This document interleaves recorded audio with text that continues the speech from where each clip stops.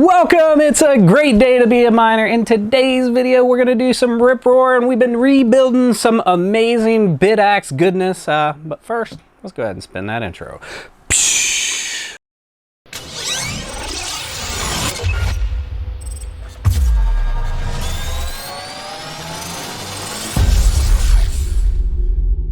Welcome, and here we are today. This beauty before you is the Avoidbit BitTrack. We did a whole video review on that. Check that video out up above where we go in depth about this thing. We assemble it and yada, yada, yada. And of course, we'll put links down in the description. These on here are 8 different Bitaxe variants of ours. Yeah, we actually have more of these laying around than just the 8. But we have been rebuilding and resetting these things up this week and having a little fun with them. We've replaced these top 4 with brand new coolers, really nice beefy aluminum heatsink coolers from ALITOVE. Again, we'll put link for those down in the description. You can check that video out above. So those 4 got rebuilt. Down in the bottom, these 2 ice towers that we did in the past, we did a complete review video and tutorial on how to install those. Yeah, check that video out above. But we redid these today as well. We actually replaced the brackets with some new upgraded brackets that we picked up the design from ALITOVE free. They link it over to Maker World, and these are way upgraded and best, a lot better of a design. They actually let the cold plate breathe a little better. So we installed those and we printed them on PETG, which gives them better durability for the heat resistance. And then on this side, we've got a install with the Argon Thermal giant cooler. We did a complete video on that way back on how to do that as well. So these 4 are all Bitaxe Gammas. These 4 are different Supra or Ultra Bitaxe variants. But the problem now, we've got these all rebuilt. It's looking really good. This one, of course, down here in the bottom is just a Solo Satoshi, one of their cheapest versions, but it's really nice, works really well. However, it's got just the puny normal cooler, so we're going to eventually upgrade that. But the biggest problem is that if you put 8 of these all together, that means you're going to have 8 different variant brick type power supplies to hide and tuck away and to take up 8 different outlets, and it's a whole pain to have all those cables and wires everywhere. So what we're going to do today is we're going to do some power supply builds. We're going to build a couple power supplies. We're going to run 2 power supply blocks to power this entire thing, which probably could get away with 1, especially since these top ones only use about 20 watts at the wall. So that would be about 80 watts here. The bottom ones are using, I don't know, 35, 30, probably 30 watts each, but we could probably push them a little more, push them 35, 40 watts each. So really, we could probably get away with 1 350 watt PSU. You can buy these in all kinds of different sizes and variants, but the key point is to make sure that they're 5 volt. These all run on a 5 volt, so make sure that you're getting a 5 volt PSU. We'll link the ones we are going to use down in the description. We have a 350. This one is the this is 5 volt 70 amp. So how do you get your total wattage? You multiply your 5 volt by 70. So that's a 350. And then this one is a 5 volt 60 amp. So that's a 300. So really this is up to 650 watts right here, but we're going to use both of them anyway. That gives us a ton of headroom without putting a lot of heat or stress on these things. And we're going to run the Bitaxe Gammas off the bottom on the 350. We'll run the top rack off of the 300, and we're just going to run 4 to each and see how that goes. But without further ado, let's actually make some space and we'll start our build. And we'll show you exactly how to build one of these out. We've done a number of these before in the past, and actually powering one of these right here, we've got a little mini version. So this is kind of what we're doing right here. This is just running just a single output right here, and then we've got our power supply coming in.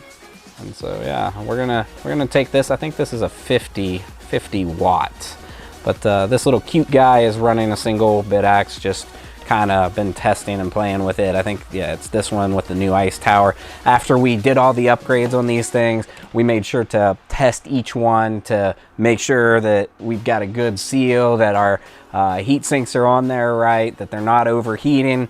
These ones on the bottom, we used these two we just rebuilt. We used Cryonaut, and of course the new brackets, bolted them in, cleaned them up real good and tested them out, and they're working really well with the new coolers. And so yeah, that's what we're gonna do today. Let's, without further ado, let's make some space, make all this disappear, and we're gonna do a PSU build. Ready, go.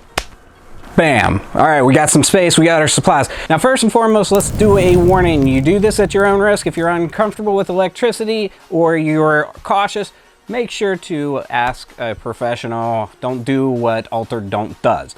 Next, the supplies that we're gonna use. Let's go over the tools first. So tools we're gonna use, I got a razor here just to cut some sheathing off the wire. I've got some side cutters. I've got some good crimpers. I've got one-handed wire strippers. These things are amazing. And I've got a screwdriver. And then of course we're gonna need, the next thing we're gonna need is the power supply. We're going to need some of the barrel jack connectors, 5.5 millimeter by 2.5, I believe. So there's one. We actually took this off of a busted power supply that went bad from a Bitaxe.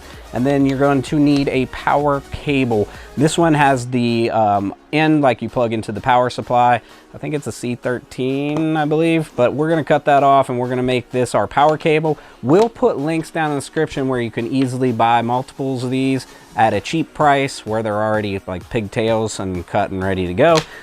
Same with the power cable where you don't have to cut and modify your own, that you'll just have to put some ends on it. If you choose to, we highly advise you put the ends on. And then we need some wire connectors, wire ends rather. So we'll grab those real quick, and that should be our total supplies. Okay, so let's open our power supply and take a look at this thing and just go over the key points on this guy. So there's our box, really generic, but they sell these on Amazon, eBay, Temu, wherever, like they're everywhere. You can get them super cheap. The best ones are the Meanwell brand. They make, this is the just a cheaper version. This is the ALITOVE, I believe it is. And I've actually used a number of these and they've worked really well, so I picked them up pretty cheap. I think this was like 20 bucks maybe. The Meanwell will cost you more, but they're really reliable, really great. So let's unwrap this guy and show you what's under the hood here. So you got an all metal chassis. You got an all metal chassis here. And then you've got a cooling fan, and then down here is where you hook in your wires, and it's labeled. So you've got 3 screws down here that say V+, you've got 3 that say V-. That will be your outputs to your Bitaxes. So you'll put a red and a white to a plus and a minus. That's your outputs. Now for the next 3, that's where you're going to hook in your actual power cable. So you've got one that has a funny symbol with like 3 lines like this and then a line straight up. That's your ground. Then you've got an N and a L. So you got your neutral and your live wire. Your neutral is your white wire, and your live wire is your black wire. So we're going to show you that when we start hooking this thing up, but that's all it is to it. So we're going to cut the end off this guy. We'll splice, we'll put some nice connectors on. We'll plug it into the first 3 over here. That will be your ground, your live, your neutral. Then we're going to cut and put some ends on this guy, and that will go into 1+ and one of the minus, the V+, the V-, and that'll run out to our Bitaxe. We're going to do that for 4 of these. So we're going to double one up on the V+, the V-, and then we'll have the other 2 as a standalone, but that'll run 4 cables out of this one power supply with tons of headroom left on this guy, because it's a 350 and we're just running 3 Bitaxe gammas off of it. So plenty of headroom. And then the next one we'll do the same thing, but we're only going to show you this one, get it all set up, get it fired up, and then show you how it works. Okay, so let's start. So first things first, we need our power cable cut, right? We don't need this end. I'm going to leave a little bit on this end in case I need it later, but I'm going to chop it just, I don't know, 2 inches down. Get rid of that guy. Now you've got your jacket on here. There are the 3 wires inside that jacket. So we're just gonna kind of use our razor here. There's much better ways to strip this big old cable, but we're gonna use a razor and we're gonna cut around the sleeving, the jacket, and we're gonna pull it off. Easy peasy, lemon squeezy. There's your jacket. Now, this one, of course, they didn't use the standard colors because that would make too much sense. So then we got to figure out which color is going to which plug. Since I'm not using a standard, normally you're going to have a black, a green, and a white. Black, white, and green. The green is your ground, and then you've got your live, and you've got your neutral. So I'll just use a tester to run from each wire and verify which plug socket's going to, and then we'll put our ends on, and then that way we can hook this guy up to these first 3 right here. Also, we're gonna cut the jacket on this guy. We're gonna put 2 connectors on it, and then that'll be our first hookup. All right, fast forward a few days, and I had to buy a new kit because I literally lost this. I lent it out, I don't know, it's gone, but this is a connector kit so that we can put our nice professional ends on this thing and do it the right way rather than just wiring it in. Alternatively, you can strip the wires and put them in there, and that's just not the way we usually do things, but do so at your own risk. We like to actually put nice end connectors on these things and do it the right way. So, man, that thing didn't want to come out there. Okay. There is our connector set. This is just a cheap 300-piece insulated crimp connector set. And then we're going to use that to put under the screws. You could use the little round ones where the screws actually go through. Something like this. This one might be the right size. Something like that would actually screw down. You take the screw clear up, you lift this little plastic flap, you would take the screw clear out, you put this, you hook this on your wire end, put it in there, put the screw all the way down through, and then it's a super secure connection. Personally, I prefer to just use the fork type connectors, like these. I don't know if you can see there, but it is just like a little fork like that. And so you can loosen the screw, and then it'll slide right underneath the screw, and then you tighten it down. That makes maintenance easier later if you need to disconnect it, because then you don't have to actually take the screw all the way out. So that's what we use. So we're gonna use those. So we're gonna need 3 of them for this guy. Might need the blue. Which one's bigger? I think the blue is bigger than the red. So for the power cable, we might need the blue. We're gonna see. We've got the blue and the red there. The next step is we got to strip this out. We already went through and we figured out which each wire is, and we used our power meter to do so. The ground was pretty easy because it's a yellow casing with a green stripe. Green is always your ground, and this did turn out to be the plug right in the middle, the long skinny plug, or round plug rather. That's your ground. Then we did our live wire and our neutral, and we traced them back to the right prongs. So in this instance, we have the yellow is our ground, the purple is our neutral, and our blue is the same as black or the live wire. So that's those. Now let's strip these. Again, these one-handed strippers, these are the way, the truth, and the life. So we'll put a link down in the description for these guys. These are awesome. I'll show you what I mean. So you just find what gauge wire it is, you stick it in here. I think this is a 14, let's try a 14. It might be a 16. Yep, it's not a 14, it's a 16. So we put it in there like so. Get it in there properly.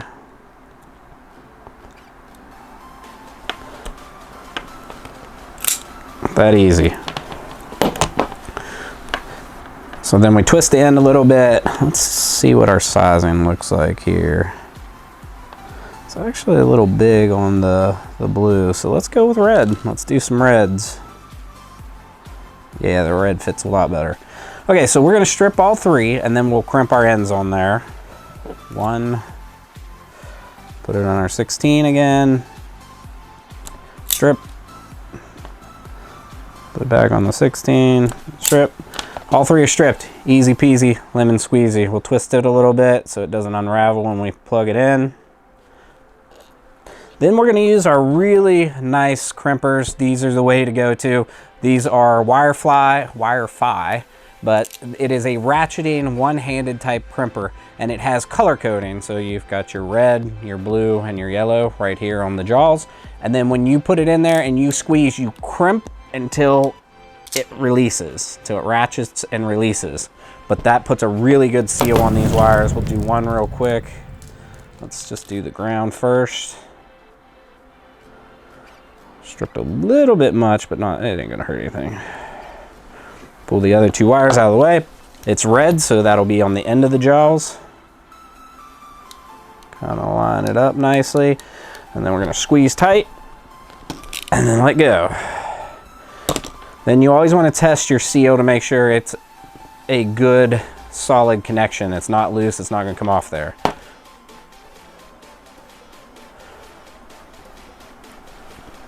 Next.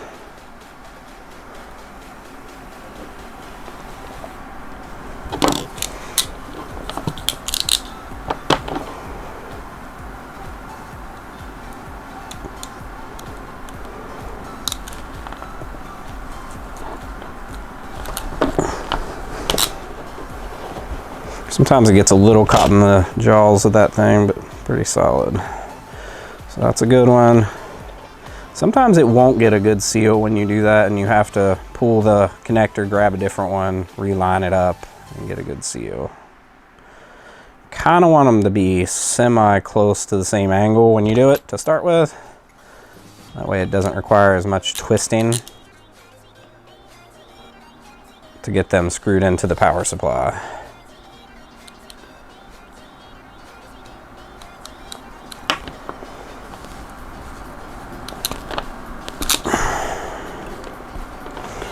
All right, let's check it out. All right, all three of our connectors on there, easy peasy. All right, so now we've got the three on the end it goes from the outside to the end. We've got the L, the neutral, and the ground. So we know the ground is our yellow. We'll start with our ground. We're just gonna loosen the screw up. We're gonna put it in between the two metal contacts.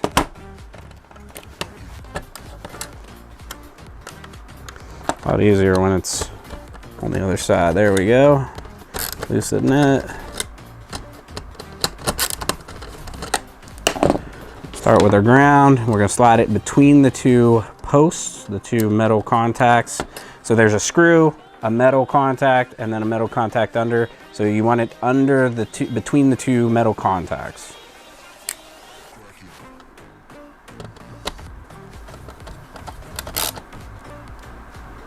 Ground is in. So our purple is our neutral. That's will be the middle one.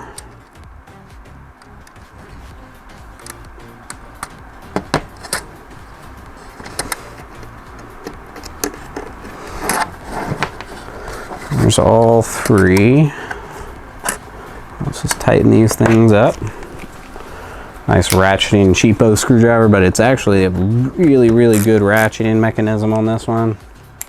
I forget where I picked it up. Might have been a Woot deal, but man, this one's like really precise on the ratchet. Some of the ratcheting have a lot of slop, but this one actually is really good. So it kind of turned into one of my favorites. Okay. So there is our power connection. Before we go any farther, we're gonna plug this into the wall. We're gonna make sure it doesn't go kaboom.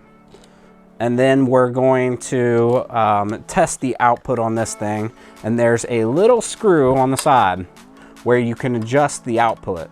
So you wanna make sure that your output is, you know, in the close range, right? So this is a 5 volt power supply. So you wanna make sure that you're close into the 5 volt output. But let's go ahead and plug this in and hope it doesn't explode.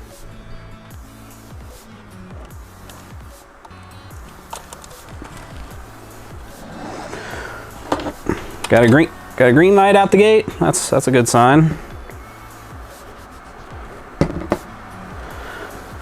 So So next we're gonna use our meter. We're gonna check the output. We're gonna put it on 1 positive and 1 minus, red positive, the ground negative, and we're gonna check to see what our output is on one of these.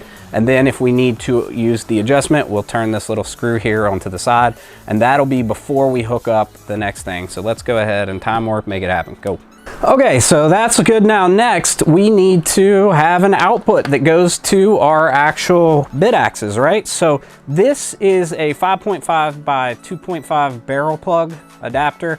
This actually came off of an old Bitaxe power supply that kicked the bucket, did not work anymore, stopped working, replaced the power supply, so we went ahead and cut this off. We saved it, but we actually have a number of these laying around from other power supplies. Make sure it's a 5.5 by 2.5. There'll be 2 wires in here that we'll need to strip and then put tips on, ends on, connectors, and then we're gonna hook it into here. We will put links down in the description where you can buy 2 or 3 packs of these at super cheap rates that are kind of just like this, that are like a pigtail with the ends already kind of spliced back though, so that it's easy connecting for these type of power supplies. So this guy's still plugged in, so let's unplug it before we wire this in here in a minute. That way we don't mess anything up. Okay, so our next step is to strip this guy back. We're gonna take the casing off, so we're just gonna kind of gently go around it with our box cutter again. Kind of go nice around.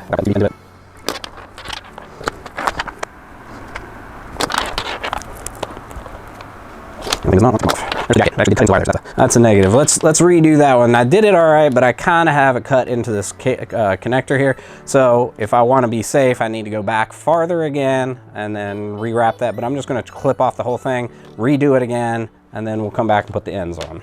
So a quicker, better way to actually cut it rather than ringing it is to just kind of split up the casing, pull the casing back, and then cut off the extra casing. That way you don't cut into the wire. After the second time I cut in the wire, I was like, man, just do it the right way. So anyway, that's how I cut the splice that down, remove the jacket. Now we're gonna go and we're gonna strip these 2 wires off again with our handy dandy wire strippers. That one didn't do as clean, so we might need to go back on it a little farther back. Let's see. Yeah, that should be good. We just twist it up. All right, we need 2 more ends. That would be our red ones. Dum-da-da-dum. 2 more. Break out the crimpers.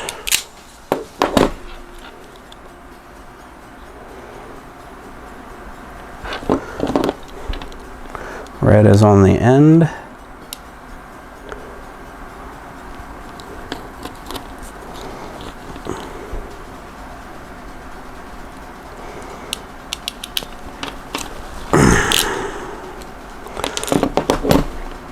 Good, one.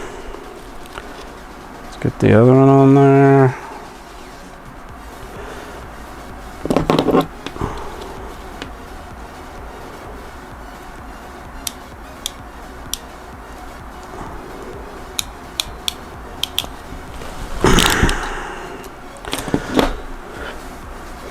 All right, there's our ends.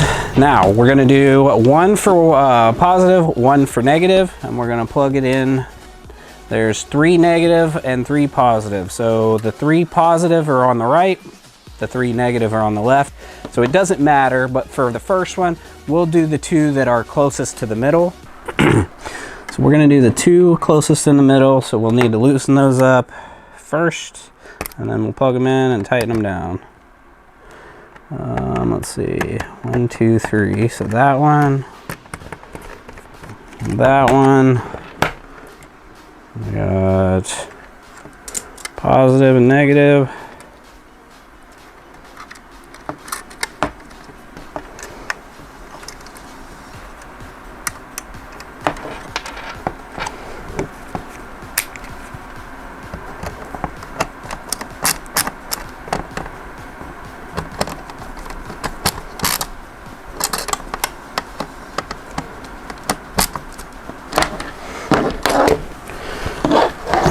So that's it. That's one wired in. So what we're gonna do is, after we finish this and we're gonna test it, we're gonna go ahead and put a Bitaxe on there. We're gonna fire it up, make sure that it does work fine. Then the next step would be to put a second one with the positive and negative, then a third one with positive and negative. But since we're gonna run 4, we're gonna double up probably the inside one. So we're gonna have 2 here, 1 and 1, and then that'll run 4 Bitaxe gammas, the whole bottom row off this one PSU. Then we'll repeat all the steps for this one for our second PSU. Okay, so we got it hooked up and we plugged it into, this is a solo Satoshi Bitaxe gamma. We did a whole thing on this because it's a great buy, great value, and yeah, check that video out above. But we're gonna go ahead and plug this guy in and see if it explodes. So it's already plugged in up here. Make sure that we don't blow anything up. Ready? 3, 2, 1. So I went ahead and plugged it into this one and it didn't fire up. So I'm like, okay, maybe there's something wrong. And then I backtrack and then I said, okay, let's try it in a different one. Put it in this one, it fired right up. So I believe it has to do with the old connector I'm using is not making a good contact in this solo Satoshi version, but I plugged it into this Ice Tower one and it fired right up. So when we set up another connection, we're going to try it on this one and see if it works, because the other homemade power supply that we used works perfectly for this one. So I have a feeling it's just the connector's not making a good contact inside of there. So yeah, it's working great. We're going to go ahead and add the other ones in there, fire it all back up, get it all working, and then we'll worry about power supply 2 to power the top rack. But for now, I think that about wraps it up for our video. Tell us what you think. Have you ever built one of these? Do you use the Meanwell? What do you advise that we do? I think this is the best optimal setup, is to combine these 8 power supplies into just 2 nice heavy duty power supplies that are made to run and to withstand the additional power usage and the 24/7 rather than the brick style. And if you're new to mining and need some help, make sure to join the Misfit Mining Discord. Always plenty of seasoned vets in there willing to help you out. And if you like the video, you know what to do. Smash that like button and subscribe for future content. Thanks for coming along and enjoy the ride. We got the crypto token.